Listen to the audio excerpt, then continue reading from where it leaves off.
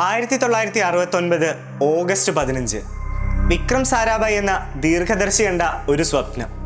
തുമ്പയിലെ തെങ്ങിൻ തോപ്പിൽ നിന്ന് സൈക്കിളിലും കാളവണ്ടിയിലും ഏറ്റി കൊണ്ടുപോയിരുന്ന റോക്കറ്റ് ഭാഗങ്ങളിൽ നിന്ന് തുടങ്ങിയ മഹത്തായ ഒരു യാത്ര. അതാണ് ISRO. ആ സ്വപ്നത്തിന് ചിറക് വെച്ചത് 1975 നമ്മുടെ ആദ്യ ഉപഗ്രഹമായ ആര്യഭട്ടയിലൂടെയാണ്. പിന്നീട് ഭാസ്കരയിലൂടെ നാം ഭൂമിയെ നിരീക്ഷിക്കാൻ പഠിച്ചു.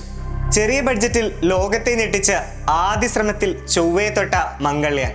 ഒറ്റ വിക്ഷേപണത്തിൽ 104 ഉപഗ്രഹങ്ങളെ ബഹിരാകാശത്തെത്തിച്ച ലോക റെക്കോർഡ്.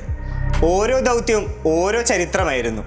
2008 ചന്ദ്രയാൻ 1 ചന്ദ്രനിലെ ജലത്തിന്റെ സാന്നിധ്യം കണ്ടെത്തി ലോകത്തിന് പുതിയ അറിവ് നൽകി.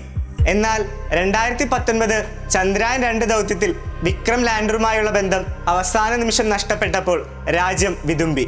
എന്നാൽ ഇന്നും ആ ഓർബിറ്റർ ചന്ദ്രനെ ചുറ്റി വിലപ്പെട്ട വിവരങ്ങൾ നമുക്ക് നൽകുന്നുണ്ട്. എന്നാൽ ആ കണ്ണീരിനുള്ള മറുപടിയായിരുന്നു 2023 ഓഗസ്റ്റ് 23. കോടിക്കണക്കിന് ഭാരതീയരുടെ പ്രാർത്ഥന നെഞ്ചിലേറ്റി വിക്രം ലാൻഡർ ചന്ദ്രന്റെ ദക്ഷിണ ധ്രുവത്തിൽ വിജയക്കൊടി പാറിച്ചു. ആരും എത്താത്തിടത്തെത്തിയ ആദ്യ രാജ്യമായി ഇന്ത്യ മാറി. ആ ലാൻഡിംഗ് സൈറ്റിന് നമ്മൾ പേര് നൽകി ശിവശക്തി പോയിന്റ്. ആ ചരിത്ര ദിനത്തിന്റെ ഓർമ്മയ്ക്കായി ആ ദിനം ദേശീയ ബഹിരാകാശ ദിനമായി പ്രഖ്യാപിച്ചു നമ്മുടെ രാജ്യം. ഈ വർഷത്തെ ബഹിരാകാശ ദിനത്തിന്റെ തീം ആര്യഭട്ട മുതൽ ഗഗൻയാൻ വരെ എന്നാണ്.